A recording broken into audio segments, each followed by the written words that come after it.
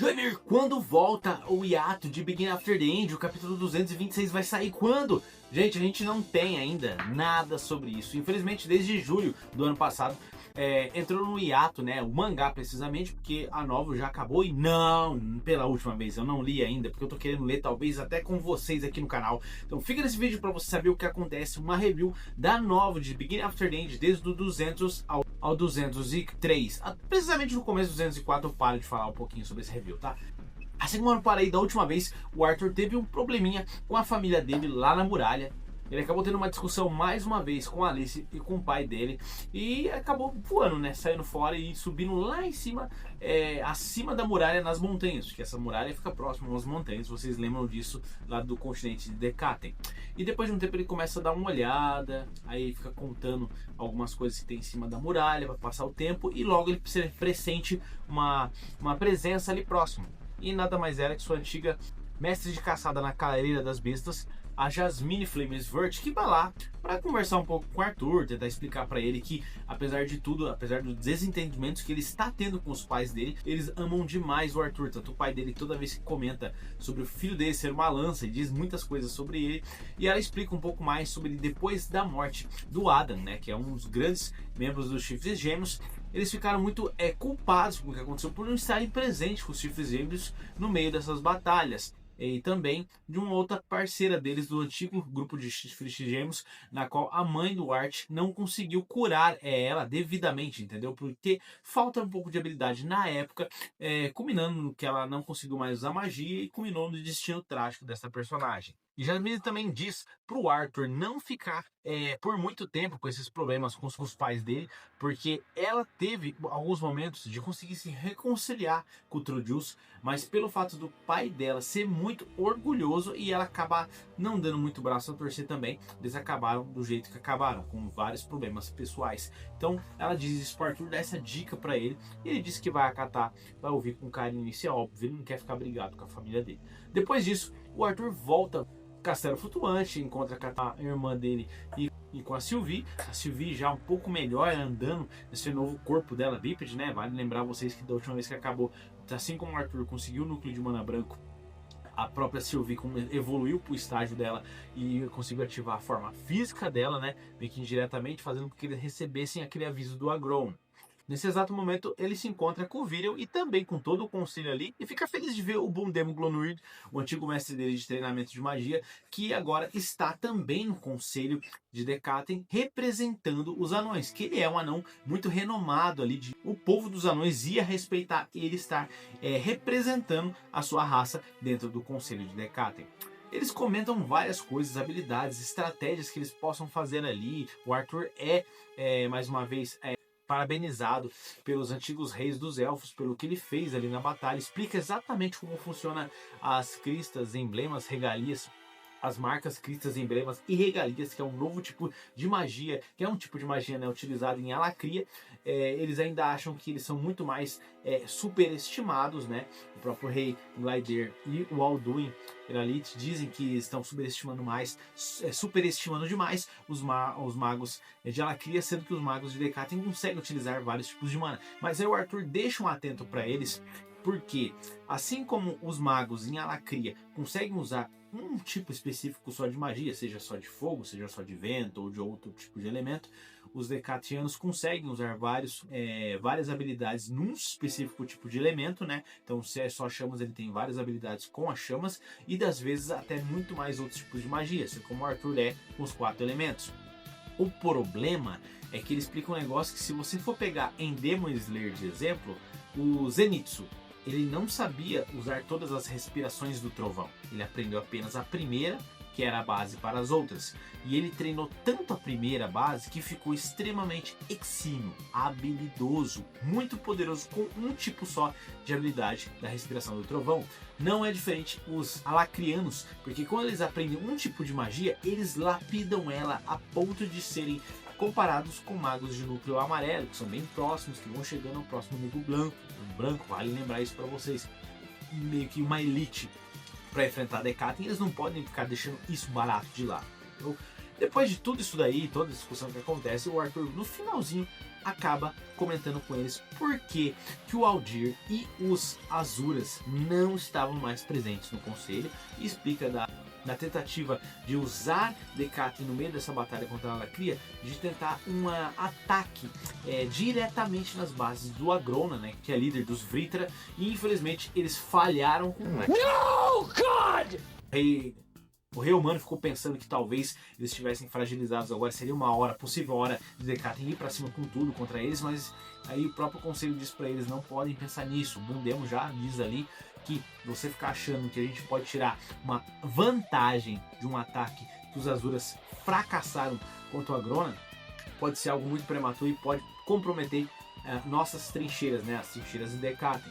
Então depois dessa reunião meio complicada e conturbada que o Virion tem que às vezes levantar o tom de voz para ele, para que tanto o povo, os representantes ali, tanto dos humanos quanto dos elfos, que estão sempre em atrito com vários motivos, é óbvio, nessa batalha ele levanta o tom de voz. Eu me lembro do Gandalf quando ele levanta o tom de voz contra o Bilbo, né, com relação ao anel, dinheiro, com relação ao anel.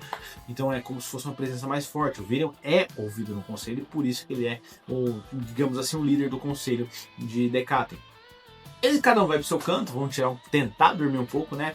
O Arthur tenta imaginar o que vai ser mais pra frente nesse meio dessa batalha, e de repente ele é chamado bem tarde da noite, quase quando ele estava dormindo, e simplesmente ele precisava ir lá na masmorra do castelo flutuante para tentar conversar com Radias. Chegando lá, ele vê que não só o Virion, não só ele também, ele queria levar a Sylvie com ele, mas a Sylvie falou, não, me chamaram, eu vou ficar aqui no quarto mesmo.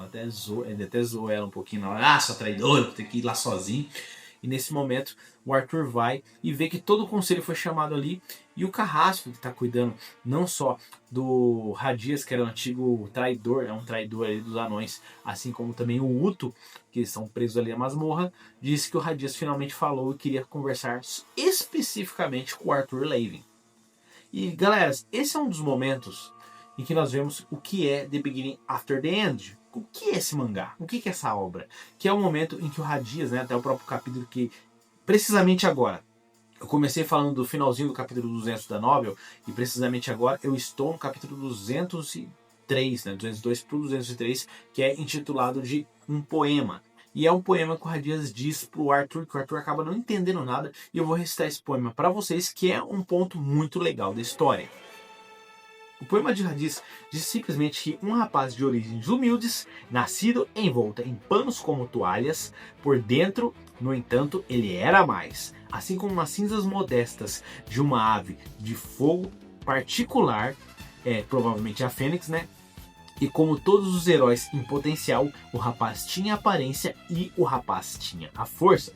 Sua mãe lhe ensinou o mundo, seu pai lhe ensinou a lutar. Até que o dia chegou quando o rapaz soube que havia um palco maior para domar. Seu sangue também sabia que não poderia mais ter certeza. O fogo do rapaz que desejava reinar. Então eles pegaram suas malas e desejaram boa sorte à sua pequena cidade. Mas ai de nós, como todas as histórias vão, em estratégia atingiu. Mas não se preocupe, nunca duvide, porque como todas as histórias vão, um herói nunca desiste. Então ele cresce e cresce, através de sua dor e de suas dores de morte, nunca cessando, superando. Afinal, toda luz precisa de uma sombra, todo herói precisa de um inimigo. Quanto mais brilhante a luz, mais escura é a noite. Esse é um dos pontos que eu mais gosto desse poema, tá? E vou terminar ele agora. Mas eu pergunto a você, esse herói em potencial, o que acontece quando seu inimigo, o que cruzando pelo tempo e pelo espaço, é na verdade mais brilhante que você? Aí vira uma pergunta, né? Talvez um cavaleiro brilhante e uma donzela justa seja a praga mortal de outro. E o lado da escuridão e da luz é apenas uma questão de quem ganha o direito. Esse é o poema do Radias e fala muito sobre o Arthur Levin, provavelmente de quando ele chegou ali em Decatur, foi criado pela mãe dele, Alice, o pai dele ensinou ele a lutar. Eles viram que ele tinha um potencial muito grande dentro dele, saem da pequena cidade que eles estavam e vão para levar o filho para estudar numa academia chamada de Shirus. Claro que no meio dessa embreada toda acontece várias coisas. O Arthur conhece a Sylvia, ele acaba aprendendo magia no mundo dos elfos, conhece a Tessia, e lá na frente ele descobre, né, que a própria poema diz que existe alguém que vai ser a escuridão, que vai tentar ofuscar o brilho do herói, que o herói seria o Arthur Levin, todo mundo sabe disso. E quem é essa escuridão? O que será? Galera, isso liga demais os pontos. Eu não quero que ninguém dê spoiler aqui, mas se der spoiler, o problema não é, a culpa não é minha, tá? É só quem deu spoiler vai ser escorraçado aqui. A autora do campeonato, muita gente já sabe quem que é. E depois a parte da donzela, o cavaleiro e a escolha que vai mudar tudo isso tem muito a ver com a parte bem lá mais para frente, que realmente vai acontecer muita coisa, galera. E a partir dessa história, desse ponto, a coisa começa realmente a desandar, assim como eu vi num canal que eu sempre tô vendo os áudios do Beginning After the End para me ajudar a fazer os vídeos aqui. Eu também não posso ficar lendo tanto ainda. O áudio novel BR sempre me ajudou, sempre acompanhei eles e sempre tem várias outras novels que eles trazem aí que é top demais. Vão lá, se inscrevam no canal e ajudem ele a crescer cada vez mais nesse mundo do YouTube. Bom, depois dessa parte nós vemos que o Radias estava meio que num estado bem deplorável devido de interrogatório bem pesado que ele sofreu, estava com as mãos machucadas, ensanguentadas, pega na mão do Arthur, tenta dizer, nossa, eu tô sentindo uma carne, um corpo quente finalmente, o Arthur puxa a mão dele de volta e tenta dizer, o que você quer dizer com isso? Chega! E ele não fala coisa com coisa, simplesmente deita no chão e faz assim para o Arthur sair da cela, porque se você quer acreditar nisso ou não, o problema é seu, entendeu? Aí o Arthur sai de lá, ele pensa em questionar o Uto, porque ele ainda tá meio puto com o que aconteceu na luta, ele precisou de ajuda, ele ficou meio com medo das foices, né? Na verdade nem foice ainda é um retentor, né? O Uto é só um retentor, e depois ele simplesmente sai dali, ele vê que não vale a pena conversar com o Uto atualmente, conversa com o Virion e o conselho diz que foi só um poema. O Bunta e o Virion ficam meio que animados para tentar pegar esse poema e tentar decifrar se é alguma coisa que tem nas entrelinhas, que tem demais, né, nas entrelinhas desse daí, e simplesmente todos vão para seus quartos dormir. E o Arthur fica tentando escrever, ele não prestou atenção direito. Nunca vi uma pessoa burra desse jeito, cara! No poema, ele se culpa por isso e fala, amanhã eu vou perguntar pro Radias de novo sobre esse poema, eu quero que ele me fale de novo, mas tem alguma coisa a ver, eu acho que o herói sou eu acho que esse brilho sou eu, quem será as trevas? E ele fica, provavelmente ele deve ter pensado que é o Agrona, mas coitado, é muito buraco muito mais embaixo. O fato de explicar de alguém, um inimigo que passou o tempo e espaço, galera, Arthur Levin passou o tempo e espaço.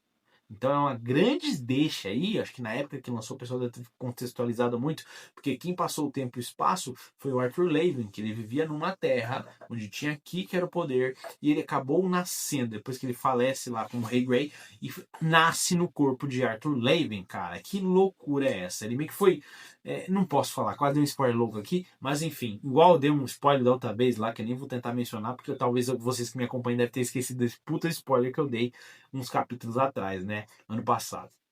Mas enfim, depois disso, galera, o Arthur adormece e nós damos início ao capítulo 204, tá? Nesses capítulos que eu falei pra vocês, eu falei do Responsabilidades, que é o capítulo 200, e o finalzinho, né, que ele contra a Jasmine, o Alocação, que é o capítulo 201, que na hora que ele comenta com um conselho sobre várias coisas, estratégias em Decatem, e também a Alocação, a gente vê que o Bundemo tá ali como representante dos anões, também estão conversando sobre as coisas que aconteceram, e os Azuras que fizeram caca e agora não poderam ajudar Decatem. Depois nós vemos que o Pedido do Traidor, que é o capítulo 202, que é quando o Radias chama o Arthur lá, tarde da noite, e vai conversar, e o episódio Um Poema, é o capítulo 203. O capítulo Palavras Perdidas vai entrar no capítulo 204, que eu só vou dar uma palhinha para vocês agora, tá? Porque senão é muita coisa para falar nesse vídeo, que é simplesmente o Arthur treinando com a Vera. Aí nós estamos quer dizer, Arthur, nós estamos nas lembranças do Rei Grey quando adolescente, depois que ele foi resgatado daquele sequestro lá, que a Vera foi, a Lady Vera, e salvou ele de pessoas que estavam torturando o Rei Grey, né? Foi a primeira péssima situação que ele teve de interrogatório, que foi paralelo com ele fazendo isso com um guerreiro alacriano, né? E simplesmente ele aprendendo habilidades com ela, mostrando que ele sabe leitura de combate, para ele simplesmente aprender cada vez mais habilidades com ela. Ele menciona que ela é uma pessoa mais fria, mas aqui acaba o meu comentário e a review sobre The Beginning After the End. O mangá ainda não saiu, enquanto isso eu vou continuar trazendo as reviews da novel para você que tem preguiça de ler, né, ou simplesmente quer esperar o mangá ou quer ver alguém comentando sobre The Beginning After the End. O canal é esse, Panela Nerd, galera. Deixa a panelada do like, poder máximo. Então o Arthur, que eu falo para vocês, ele tá chateado com os pais dele, mas ao mesmo tempo ele não sabe dizer, tipo assim, ele quer ficar bem com os pais dele, mas ao mesmo tempo ele é um pouco egoísta porque ele não quer que os pais dele lutem nessa guerra. Os pais dele lutam por essa contrapartida nessa guerra porque querem fazer com as próprias mãos um futuro ideal para os seus filhos, mesmo que o filho deles seja extremamente forte, uma lança de Decathlon, e eles querem fazer por eles mesmos. Tem pessoas que são assim, tá tudo bem. Depois disso, nós vemos também que a Jasmine, contrapartida, diz pro Arthur tomar cuidado com esse tipo de problema para não acontecer a mesma coisa com ele que aconteceu com ela.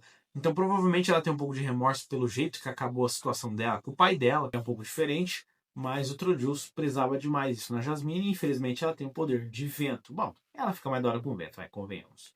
E depois nós vemos que o Arthur tá no impasse ainda, tá acontecendo muita coisa ao mesmo tempo, a Grona tenta puxar ele, tirar ele da guerra, ao mesmo tempo eles sabem que os Azuras não vão ajudar mais Decathlon, e o pessoal ali de Decathlon já começa a ficar preocupado, entendeu? Porque, mano, o Aldir era um poder de batalha muito incrível, entendeu? Era do clã Tiestes dos Azuras, os Azuras tem vários clãs dentre eles, tá? Era o clã de combate, então o cara manjava demais do Paranauê da batalha. Sem ele ali, Decathlon fica entre eles ali, o próprio conselho. Mas vamos ver o que vai acontecer daqui para frente. Só digo para vocês que preparem lenços, cara, que vai acontecer muita coisa daqui para frente, beleza? Espero que vocês tenham gostado. E eu tinha comentado um pouco antes também sobre umas bestas, né, na clareira, umas bestas muito fortes indo em direção à muralha. Então atente-se para isso, que os próximos capítulos a gente vai voltar para a muralha, né? O Arthur vai voltar lá, vai encontrar com alguém muito bacana que é a Tessia, e depois vai ter algo incrível acontecendo. A escalada da batalha está prestes a chegar, meus amigos. Beleza? Forte abraço, tamo junto, até depois do fim.